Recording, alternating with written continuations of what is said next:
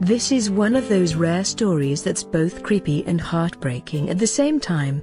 Xueming lost both his children in just a decade, and decided to store his son's remains in an ice chest inside the house for 6 years, so he could see and talk to him whenever the massive loss became too hard to cope with. 60-year-old Xueming, a carpenter from Huangling village, China's Chongqing province, got married in 1979, and took his wife to live in a modest home made of mud. At the time they were living with 6 other relatives, so to provide better living conditions for his family, Tian went to work in the city. Thanks to his carpentry skills and impeccable work ethic, the Tian's lifestyle gradually improved. In 1982 they had a daughter, and in 1987, his wife Yang Hongying gave birth to a beautiful baby boy. In order to spend more time with his family, Tian decided to quit his job and return to his native village as a stay-at-home dad. He managed to build a 3-story house for his family, the most luxurious in all of Huangling, and he describes those days as the happiest of his entire life. Only the newfound happiness didn't last long. It was a hot day when they lost their daughter, Xueming.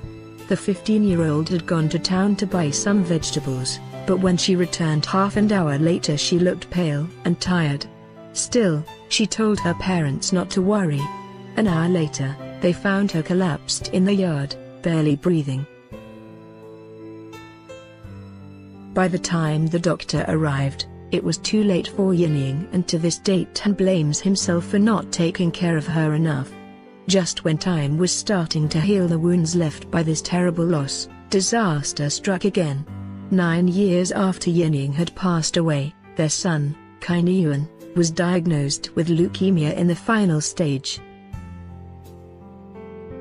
He had just gone to university in 2005, and Xueming remembers he would have given everything to pay his tuition and see him succeed in life, only it wasn't meant to be. In March of 2006 he received a phone call and was told his son had had a fever for almost a month. He didn't understand the gravity of the situation at first, but soon he and his wife were by Tian's bedside in the hospital, praying he would somehow miraculously survive. He died in July 2006, aged 18. Tian's loss tore the Tian's world apart, and they just didn't know what to do to cope with the unbearable pain. They decided to conceal the circumstances of their son's death, and somehow keep him around.